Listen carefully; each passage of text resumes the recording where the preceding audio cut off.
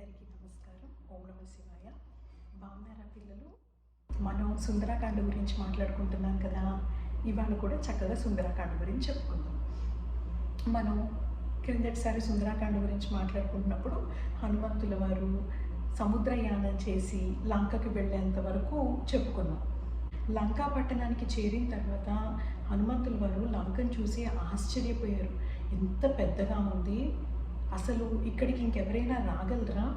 నేను కాబట్టి ఇక్కడికి రాగలిగాను, వానరుల్లో కొంతమంది రాగలరు, మిగిలిన వాళ్ళందరూ అసలు ఎలా వస్తారు, సైన్యం అంతా ఇక్కడికి ఎలా వస్తుంది అని ఆలోచించుకున్నాక అప్పుడు సీతమ్మ వారిని వెతకడం కోసం చాలా ఉత్సాహంగా లంకలోకి వెళ్తారన్నమాట. ఆ లంకా పట్టణ కాపులాదారి అయిన లంకిని ఆమెతోటి ఒక యుద్ధం చేసి అక్కడ గెలిచి లంకలోకి ప్రవేశిస్తారు. హనుమంతుల వారు లంకా పట్టణం చేరాక సీతమ్మ వారి గురించి ప్రతి అంగుళం అన్వేషిస్తూ అంటే ప్రతి అంగుళం ఎక్కడా కూడా విడిచిపెట్టకుండా వెతుకుతూ అందరి అంతఃపురాలు, ఇంకా లంకపురం అంతా చూసిన తర్వాత పెద్ద పెద్ద అంతఃపురాలు అన్నిటిలోనూ చూస్తారు. విభీషణుడి అంతఃపురం, కుంభకర్ణుడి అంతఃపురం, అలా అందరి అంతఃపురాలు చూస్తూ రావణాసురుడి అంతఃపురంలోకి వెళ్తారు. రావణాసురుడి అంతఃపురాన్ని చూసి చాలా ఆశ్చర్యానికి గురవుతారు. అంత పెద్దగా, మొత్తం బంగారంతోనూ విలువైన రత్నాలతోనూ చాలా పెద్దగా ఉంటుంది. సో అక్కడ చాలామంది ఆడవాళ్ళని చూస్తారు. ఇక్కడ మనం గుర్తుపెట్టుకోవాల్సింది ఏంటంటే, హనుమంతుల వారు ఇప్పటిదాకా సీతమ్మ వారిని చూడలేదు. ఆయన ఎప్పుడు సీతమ్మ వారు ఎలా ఉంటారు ఏంటి అన్నది కూడా ఆయనకు తెలియదు. ఆ రోజుల్లో ఇప్పట్లాగా ఫోటోలు అవి కూడా లేవు కదా. ఎవరు మళ్ళీ రాజుల కాలం వచ్చిన తర్వాత పెయింట్లు గీయడం ఇవన్నీ వచ్చినట్టున్నాయి, అప్పుడు అవి కూడా లేవు. సో రాముడు చెప్పిన కొన్ని గుర్తులు పట్టుకుని సీతమ్మ వారిని చూడడానికి వెళ్తారు. సో అక్కడున్న ప్రతి ఆడవాళ్ళ దగ్గర ఆయన అనలైజ్ చేస్తారనమాట. మరి సీతమ్మ వారు తెలియదు కదా, ఈ ఆవిడ సీతమ్మ వారు అయి ఉంటారా, ఈవిడ సీతమ్మ వారు అయి ఉంటారా, సీతమ్మ వారు ఎవరు అని అనలైజ్ చేస్తూ ప్రతి ఒక్కళ్ళని వీళ్ళు కాదు అని అనుకుంటూ ఉంటారు. అలా చాలామంది ఆడవాళ్ళని చూస్తారు. సో ఫైనల్గా ఎక్కడ సీతమ్మ వారు కనిపించలేరు అని అనుకుంటారు. రావణాసుడు అంతఃపురంలో సీతమ్మ వారు లేరు అని చెప్పి చాలా ఉత్సాహంగా మనం ఏ పనైనా స్టార్ట్ చేస్తున్నప్పుడు అక్కడ మనకి ఆ పని జరగట్లేదు అని అనుకోండి, ఎక్కడో చిన్న నిరుత్సాహం వస్తూ ఉంటుంది కదా.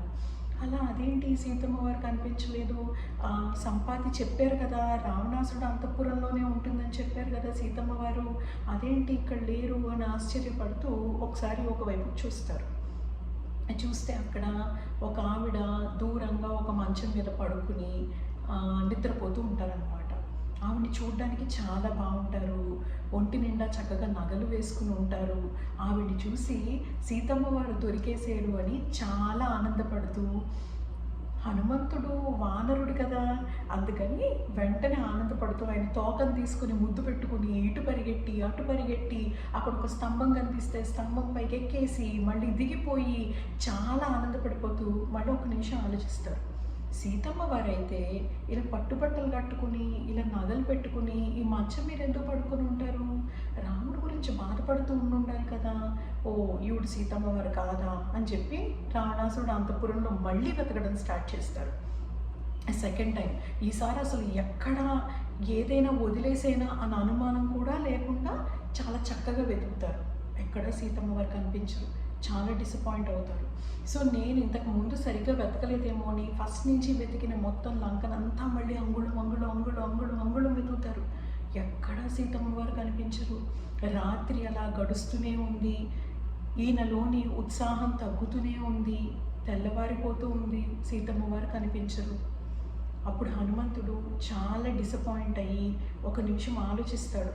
ఇప్పుడు నేను ఇంత దూరం ఇక్కడి లంకకు వచ్చాను, ఇప్పుడు నేను వెనక్కి వెళ్ళి రాముడికి సీతమ్మ జాడ నాకు కనిపించలేదు అంటే రాముడు తట్టుకోలేడు. రాముడు ప్రాణత్యాగం చేస్తాడు, అది చూసి లక్ష్మణుడు చేస్తాడు, ఇది తెలిసి భరతుడు చేస్తారు, శత్రుఘ్నుడు చేస్తారు. ఇవన్నీ తెలిసిన తర్వాత వాళ్ళ తల్లిదండ్రులు కౌసల్య, సుమిత్ర, కైకేయి ఉండరు, ఇలా రామరాజ్యంలో ఎవరూ ఉండరు. ఇది తెలిసిన తర్వాత రాముడికి నేను హెల్ప్ చేయలేదు అని తెలిసి సుగ్రీవుడు ప్రాణత్యాగం చేస్తారు, అది తెలిసి రుమా తార చేస్తారు. సుగ్రీవుడి వైఫ్ అయిన రుమ, వాలి వైఫ్ అయిన తార, తర్వాత వాళ్ళ పిల్లాడైన అంగదుడు చేస్తాడు. ఈ వీళ్ళందరూ చేశారంటే ఓ నిరుత్సాహంతో వానరులు చేస్తారు. ఇప్పుడు నేను ఈ ఒక్క మాట సీతమ్మ వారు కనిపించలేదని వెనక్కి చెప్తే అటు రామరాజ్యంలో ఎవరు ఉండరు, వానరుల్లో ఎవరు ఉండరు. ఇది నేను చెప్పడం తప్పు కదా, అలా వెళ్ళి ఇంతమందిని బాధ పెట్టడం తప్పు కదా. ఒక పని చేస్తాను, నేను ఇక్కడే ఉండిపోతాను. ఇక్కడే ఏ చెట్టుకి ఏవైనా పండు దొరికితే అది తీసుకుని, నీళ్లు దొరికితే అది తాగేసి ఇక్కడే ఉండిపోతాను. లేకపోతే ఒక పని చేయనా, ఇవన్నీ కాకుండా ప్రాణత్యాగం చేసైనా పోనీ ఎలా చెప్తాను రాముడికి సీతమ్మ వారు కనిపించలేదని అని ఆలోచిస్తూ ఉంటారు. ఈ లోపల నెమ్మదిగా తెల్లవారిపోతుంది. తెల్లవారిపోయిన తర్వాత ఒకసారి అటుగా చూస్తారనమాట అశోకవనం వైపు. అశోకవనం వైపు చూసి, ఓ ఇదొక్కటే కదా నేను వెతకనిది, ఇప్పుడు నేను ఒకసారి ఇక్కడికి వెళ్ళి ఇక్కడ ఏమైనా అమ్మవారు ఉన్నారేమో చూస్తాను అని అశోకవనం దగ్గరికి బయలుదేరుతారు. అన్ని చోట్ల చెట్ల దగ్గర, నదుల దగ్గర అన్ని చోట్ల వెతికి అనుకుంటారు ఇప్పుడు పొద్దునైంది కదా, సో ఈ నది దగ్గరికి సీతమ్మ వారు ఎక్కడున్నా కూడా ఈ నది దగ్గరికి ఇప్పుడు సంధ్యావందనం చేయడానికి వస్తారు కదా. ఆ కాలంలో ఆడవాళ్ళు కూడా సంధ్యావందనం చేసేవారు అనుకుంటా. సో ఇప్పుడు అమ్మవారు ఎలా అయినా సంధ్యావందనానికి చేయడానికి వస్తారు కదా, వచ్చినప్పుడు ఇక్కడ నేను చూస్తాను అని చెప్పి కూర్చుంటారు. కొంచెం సేపు అయిన తర్వాత మళ్ళీ రారేమో అను సందేహం కలుగుతుంది. సందేహం కలిగి మళ్ళీ చుట్టుపక్కల ఉన్న అన్ని చెట్లు చూసి నిశితంగా ఒక్కొక్క చెట్టుని పరిశీలిస్తూ ఉంటారనమాట. అక్కడ చాలామంది రాక్షసులు కాపలా కాస్తూ ఉంటారు. చెట్లు దగ్గర రాక్షసులు ఎంతమంది కాపలా ఎందుకు కాస్తున్నారు అని చెప్పి మళ్ళీ ఆలోచిస్తారు. ఒక్కొక్కటి నిశితంగా పరిశీలిస్తూ ఉంటారు. దూరంగా ఎక్కడో ఒక ఆవిడ దీనంగా మాసిపోయిన బట్టలతో, నలిగిపోయిన బట్టలతో అలా కూర్చుని ఏడుస్తూ ఉంటుంది. క్లియర్గా కనిపించరు ఆవిడెవరు అని, ఆవిడ మొహం కూడా. సరే ఇంకోసారి మళ్ళీ చాలా క్లియర్గా పరిశీలించి చూస్తే ఈవిడ సీత అని అనుకుంటారు ఫస్ట్. మళ్ళీ కొంచెం సేపటి తర్వాత అదేంటి సీతమ్మ వారైతే అప్పటిదాకా పాపం అమ్మవారు ఏమీ తినకుండా చాలా నీరసంగా స్కిన్నీగా అయిపోయి పాపం అలా ఏడుస్తూ ఉండి అలా ఉంటూ ఉంటారు కదా. సో మళ్ళీ కొంతసేపు అనుకుని ఈవిడ కాదేమో అనుకుంటారు. మళ్ళీ ఓ నిమిషం ఆలోచిస్తారు. రాముడి కోసం ఆలోచిస్తూ సీత ఇలా అయ్యి ఉండొచ్చు కదా, ఒక నిమిషం వెళ్ళి చూద్దాం దగ్గరగా అని ఆ చెట్టు దగ్గరికి వెళ్తారు. వెళ్ళి చూస్తారు. చూసి శ్రీరాముడు కొన్ని గుర్తులు చెప్తారనమాట సీతమ్మ వారి గురించి. అంటే ఆవిడ పెట్టుకునే ఆభరణాల గురించి, వాటి గురించి నిశితంగా పరిశీలిస్తారు. శ్రీరాముడు చెప్పిన ఆభరణాలే ఉంటాయి. చాలా కాలం పాటు ఆభరణాలు తీయకుండా ఉండడం వలన ఆ స్కిన్కి కూడా ఆ ఆభరణాలు మార్క్స్ పడిపోయి ఉంటాయి అన్నమాట. సీతమ్మ వారు కనిపించారు అని గుర్తుపట్టి చాలా సంతోషపడతారు. చాలా అంటే చాలా. ఇప్పుడు అదే టైంకి అక్కడికి రావణాసురుడు వస్తాడు. సీతమ్మ వారితో చాలా పరుషంగా మాట్లాడతారు. సీతమ్మ వారు చాలా ఏడుస్తారు. దాని తర్వాత రాక్షసులు వస్తారు సీతమ్మ వారి దగ్గరికి. వాళ్ళు కూడా చాలా పరుషంగా మాట్లాడతారు. చాలా భయపడతారు అమ్మవారు. ఇవన్నీ హనుమంతుడు పైనుంచి చూస్తూ ఉంటాడు. నిజానికి హనుమంతుడు అక్కడికి ఎందుకు వచ్చారు లంకకి? సీత అక్కడ ఉన్నారా లేదా అని తెలుసుకోవడానికి కదా.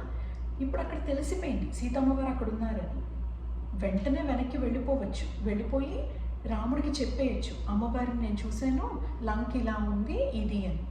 ఆయన ఏమనుకున్నారంటే ఇప్పుడు నేను అలా వెళ్ళిపోతే, అమ్మవారితో మాట్లాడకుండా వెళ్ళిపోతే ఈమె ప్రాణత్యాగం చేసే అవకాశం ఉంది. మళ్ళీ రాముడు మేము ఇక్కడికి వచ్చి యుద్ధం చేసే లోపల. అలా కాదు, ఈవిడ పైగా చాలా భయంతోనూ బాధతోనూ ఉన్నారు. ఇప్పుడు ఈవిడ మనసుకి సంతోషం కలిగించాల్సిన బాధ్యత నాకుంది. ఈవిడ మనసుకు ఊరట కలిగించేలాగా నేను మాట్లాడాలి అని అనుకున్నారు. అలా అనుకుని చాలా ఆలోచించారు. ఇప్పుడు నేను వెళ్ళి మాట్లాడితే రావణాసురుడే ఇంకో రూపంలో వచ్చానని అనుకుంటారు, నన్ను నమ్మరు. లేదా నన్ను నమ్మే అవకాశం అసలు లేదు. ఇప్పుడు అలా అని నేను ఈవిడతో మాట్లాడకుండా వెళ్ళిపోతే అది కరెక్ట్ కాదు. ఇప్పుడు నేను ఈవిడ మనసుకి సంతోషం కలిగించి నేను వెళ్ళాలి. ఏం చేయాలి, ఎలా చేయాలి అని చాలా రకాలుగా ఆలోచించారు. అక్కడ అమ్మవారు భయపడకూడదు, అమ్మవారు హనుమంతుడిని నమ్మాలి, అమ్మవారు సంతోషపడాలి, అక్కడి నుంచి వెళ్ళి రాముడికి విషయం చెప్పాలి. ఏం చేయాలి, ఎలా చేయాలి చాలా ఆలోచించిన తర్వాత అనుకుంటారు, ఇంతకాలం ఈవిడిలా ఏడుస్తూ బాధపడుతున్నది కేవలం శ్రీరాముడు గురించి. ఆ పేరు చెప్పి రామకథ చెప్తే ఈవిడ మనసుకు ఊరట కలుగుతుంది. ఒకసారి మనసుకు ఊరట కలిగిన తర్వాత అప్పుడు నెమ్మదిగా మాట్లాడి చూద్దాం అని అనుకుని మొత్తం రామకథ అంతా చెప్తారనమాట. రాముడు దశరథుడికి పుట్టడం, అక్కడి నుంచి అరణ్యానికి రావడం, దాని తర్వాత సీతమ్మ వారిని రావణాసురుడు తీసుకెళ్ళిపోవడం, రాముడికి సుగ్రీవుడికి ఫ్రెండ్షిప్ కలగడం, దాని తర్వాత హనుమంతుడు ఇక్కడికి వచ్చి సీతమ్మ వారిని చూడటం. అలాంటి హనుమంతుడు ఇక్కడికి వచ్చి సీతమ్మ వారిని చూశారు అని చెప్తారు. ఇదేంటి, ఎవరు రాముడు గురించి మాట్లాడుతున్నారు అని చూసి ఆ వానరుణ్ణి చూసి నిజానికి భయపడతారు సీతమ్మ వారు. భయపడి రావణాసురుడే ఇలాంటి రూపంలో వచ్చాడు, మళ్ళీ అయ్యో ఎందుకు నన్ను ఇలా బాధ పెడుతున్నాడు, అయినా రామకథ వినడం వలన నా మనసు చాలా సంతోషంగా ఉంది అని అనుకుంటారు. హనుమంతుడు మాట్లాడడానికి ప్రయత్నించినప్పుడు సీతమ్మ వారు రావణాసురుడే మాట్లాడుతున్నాడు అని అనుకుంటారు. అనుకుని హనుమంతుల వారు నెమ్మదిగా దగ్గర రావడానికి ప్రయత్నిస్తారు. దగ్గరకు వచ్చే కొద్దీ సీతమ్మ వారు ఇంకా భయపడతారు, రావణాసురుడే వేరే రూపంలో వస్తున్నాడు అని. మళ్ళీ ఒక నిమిషం అనుకుంటారు, కాదేమో రాముడు గురించి మాట్లాడుతున్నారు కదా, నిజంగా రాముడు గురించే వచ్చారేమో, రాముడి దగ్గర నుంచే వచ్చారేమో అని ఒక నిమిషం సంతోషపడతారు. మళ్ళీ ఒక నిమిషం, కాదు నేను ఎందుకు ఇలా ఆలోచిస్తున్నాను, ఇదంతా పగటి కళ అయి ఉంటుంది, ఈ రామకథ అంతా ఇక్కడెందుకు రామనామం ఎవరైనా చెప్తారు, రామకథ ఎందుకు మాట్లాడతారు, ఇదంతా కళేమో, ఖచ్చితంగా ఇది రావణాసురుడే వస్తున్నాడు అని ఇలా పాపం అనుకుంటూ, కాదేమో అనుకుంటూ, మళ్ళీ అవునేమో అని అనుకుంటూ, అది రావణాసురుడే అని నిశ్చయం అయిపోయి సీతమ్మ వారు ఇంకా ఇటువైపు తిరిగి కూర్చుంటారు మాట్లాడుకుంటా హనుమంతుడితోటి. హనుమంతుడు అది గమనిస్తారు, ఆవిడ మనసులో రావణుడే అనుకుంటున్నారు అని. మళ్ళీ ఊరడించడానికి ఏం చెప్తారు అని అంటే మళ్ళీ రామనామం చెప్తారు.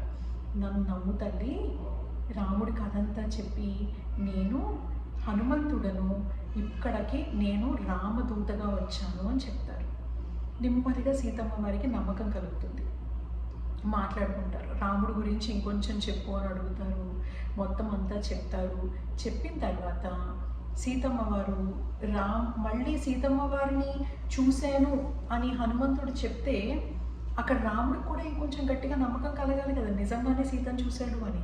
అందుకని సీతమ్మ వారు శ్రీరాముడికి ఆవిడికి మధ్యలో జరిగిన ఒక సంభాషణ చెప్తారనమాట, కాకాసురుడి కథ అని. ఇప్పుడు మన వీడియో లెంత్ దృష్ట్యా ఇవన్నీ మాట్లాడిన నేను కాకాసురుడి కథ చెప్పి ఆవిడ ఒక చూడమని ఇస్తారు గుర్తుగా.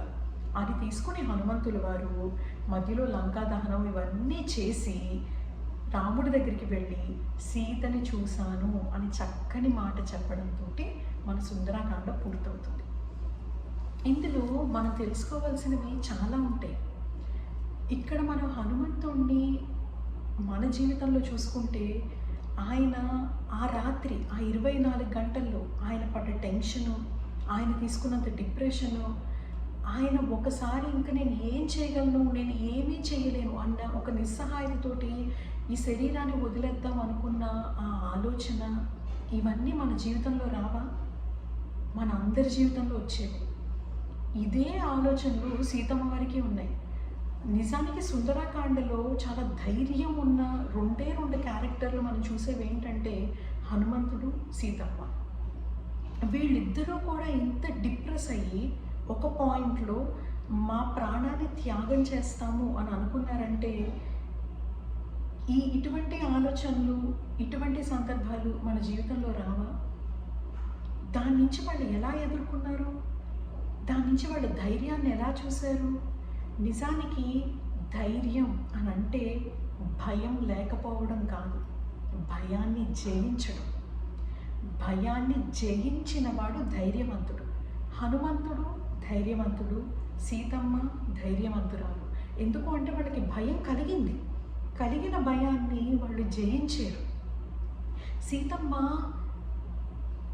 హనుమంతుడితో మాట్లాడుతూ ఒక చక్కటి మాట అంటారనమాట, నేను రాముడి మాట విని నాకు చాలా తృప్తి కలిగింది. ఇప్పుడు ఇన్నాళ్ళు చాలా బాధలో నిరుత్సాహంతో ఉన్నాను. ఈ రావణాసురుడు నాకు 2 నెలల సమయం ఇచ్చాడు. ఈ 2 నెలల సమయం తర్వాత నా ప్రాణత్యాగం చేసేద్దామని అనుకుంటున్నాను నేను. కానీ 100 ఏళ్ళు బతికిన ఒక మానవుడికి జీవితంలో ఒక్కసారి కూడా శుభవార్త వినే రోజు రాదా? ఆ ఆలోచనతోటి మనం బతకాలి అన్న ఒక అద్భుతమైన మాట చెప్పారు. మనకి ప్రతిరోజు హ్యాపీగా ఉండకపోవచ్చు, ప్రతిరోజు బాధగా కూడా ఉండదు కదా.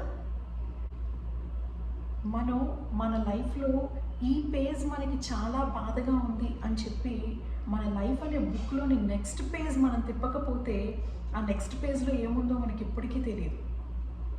సో ఎప్పుడూ ఒక అనాలిసిస్ తోటి నెక్స్ట్ ఏం చేయాలి, how to beat out the depression, ఒక పాజిటివ్ థింకింగ్ ఎలా ఉండాలి. ఒక పాయింట్ ఉంటుంది, ఎప్పుడూ మనకి బాధ వచ్చే పాయింట్ ఉంటుంది, ఎప్పుడూ మనకి ఏం చేయాలో తెలియని పాయింట్ ఉంటుంది లైఫ్లో ఎప్పుడు. కానీ మనం చెయ్యగలం అన్న ధైర్యంతో ముందుకెళ్ళాలి. అదే రామాయణ జయమంత్రం సుందరాకాండలోని 42వ సర్గలో ఉంటుంది. ఆ రామాయణ జయమంత్రంలో మన హనుమంతుడు లంకా దహనం చేసేటప్పుడు ఈ మిగిలిన రావణ సైన్యం అంతా హనుమంతుడిని పట్టుకోవడానికి వచ్చినప్పుడు హనుమంతుడు తన ధైర్యాన్ని పెంచుకోవడం కోసం ఆయన చెప్పిన శ్లోకం అది. మన లాస్ట్ ఇయర్ దీని మొత్తం మీనింగ్ అంతా తెలుసుకున్నాం మనం. ఆయన ఎంత చక్కగా ఆయన ధైర్యాన్ని పెంచుకుంటారు అని ఈ శ్లోకం చెప్పి హనుమంతుల వారు అంతటి వారు ఆయన ధైర్యాన్ని పెంచుకున్నప్పుడు మనం ఏదైనా ఒక పని చెప్తున్నప్పుడు ఆ శ్లోకం చెప్తూ వెళ్తే జస్ట్ ఆలోచించండి, మనలోనే మనకి ఎంత సెల్ఫ్ కాన్ఫిడెన్స్ బిల్డప్ అవుతుందో. మన జీవితంలో మంచి స్నేహితులు అతి ముఖ్యమైన వాళ్ళు. మనకి అన్నిటికన్నా మంచి స్నేహితుడు ఎవరో తెలుసా? ఒక మంచి పుస్తకం. మీరు లైబ్రరీకి వెళ్ళి నేను ఇప్పుడు ఏ పుస్తకం చదవాలి, ఏం చేయాలి అన్న ఆలోచన చేసే కన్నా మన పురాణాలే మీకు అన్నీ కలిపి ఉన్న ఒక పుస్తకాన్ని, అంటే కష్టాలు, బాధలు, సంతోషాలు అన్నీ కలిపి ఉన్న ఒక మంచి పుస్తకాన్ని మన పురాణాలే మనకి ఇచ్చాయి. మీరు భగవద్గీత తీసుకోండి, రామాయణం తీసుకోండి, సుందరకాండ తీసుకోండి, భారతం తీసుకోండి, భాగవతం తీసుకోండి, ఏదైనా తీసుకొని చదవండి.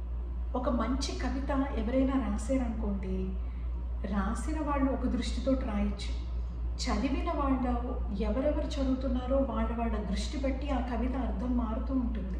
ఆ కవిత నుంచి వాళ్ళు నేర్చుకునేవి వేరుంటాయి. ఒక మంచి కొటేషన్ ఉంటుంది, ఒక్కొక్కళ్ళు ఒక్కొక్కలాగా అర్థం చేసుకుంటారు ఆ కొటేషన్. ఏ కొటేషన్ అయినా తీసుకోండి కదా. అలాగే మన ఇతిహాసాలు చదివే వాళ్ళు ఎవరెవరు ఏ దృష్టితో చదువుతూ ఉంటే మనకు అలా అర్థమవుతూ ఉంటుంది. మనకి ఆ రోజు మనం ఉన్న పరిస్థితులు ప్రతిదానికి సమాధానం దానిలోనే దొరుకుతుంది. మీకు అవకాశం దొరికినప్పుడల్లా మన రామాయణ, భారత, భాగవత గ్రంథాల్ని చదవడానికి ప్రయత్నించండి. చదివి ఒక్కొక్కదాన్ని అర్థం చేసుకోవడానికి ప్రయత్నించండి. ఎందుకు హనుమంతుడు ఇలాగే చేశాడు, ఎందుకు హనుమంతుడు ఇలాగే మాట్లాడాడు, ఆర్ రాముడు ఎందుకు ఇలాగే ప్రవర్తించాడు, సీతమ్మ ఎందుకు పాపం ఇలా చేసింది అన్న ఆలోచనతోటి చదవడానికి ప్రయత్నించండి. మనకి దాని నుంచి మనం చాలా నేర్చుకోవచ్చు. మనం మన లైఫ్లో ఏమైతే చూస్తామో, ఏవైతే అనుభవాలు మనకి ఎదురవుతాయో ఆ అనుభవాలన్నీ అందులో ఉంటాయి.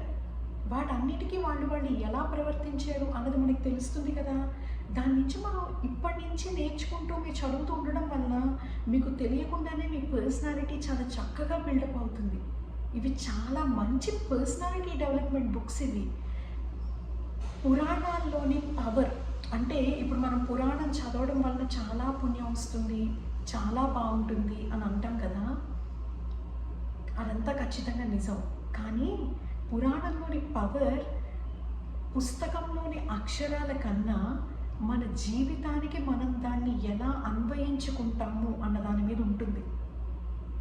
ఆ పురాణాన్ని మన జీవితానికి, మన లైఫ్ స్టైల్కి, మన ఆలోచనలకి మనం దాన్ని ఎలా అన్వయించుకుంటాము అన్న దాని మీదే ఆ పురాణం పవర్ ఉంది. మీరందరూ కూడా మీ లైఫ్లో ఇలాంటి గొప్ప గొప్ప పుస్తకాలతోటి స్నేహం చేస్తారని, ఆ పుస్తకాలతో ఎప్పుడూ మీ దగ్గర ఒక గొప్ప పుస్తకం ఉంటుందని తప్పకుండా ఆశిస్తున్నాను నేను. మన ప్రాబ్లమ్స్కి మనమే సొల్యూషన్స్ క్రియేట్ చేసుకుంటున్నప్పుడు ఆ సెల్ఫ్ కాన్ఫిడెన్స్ వేరు, ఖచ్చితంగా వేరు. మనం ఇప్పటిదాకా సుందరకాండ గురించి నేర్చుకున్నట్టు ఏదైనా ఒక పని చేయాలి అని అంటే సంకల్పంతో మొదలుపెట్టి ఒక మంచి ప్రణాళిక తీసుకుని ఆ పనిని ఎలా చేయాలి, ఏం చేయాలి అని ఆ పనిలో మధ్యలో వచ్చే ఇటువంటి ఆటుపోటులు, అడ్డంకులు అన్నిటినీ ధైర్యంగా ఎదుర్కొని మనం ముందుకు వెళ్తే విజయం ఎందుకోసం రాదండి, మన దగ్గరే కదా ఉంటుంది, ఎక్కడికి వెళ్ళదు. ఎప్పుడు మన ఆనుకుని మన వెంటే ఉంటుంది. మీరందరూ కూడా ఇలాంటి విజయంతోనే మీ జీవితాన్ని గడుపుతారు అని ఆశిస్తున్నాను. నా కోసం ఇటువంటి పుస్తకాలని చదివే అలవాటు తప్పకుండా చేసుకోండి. జై శ్రీరామ్.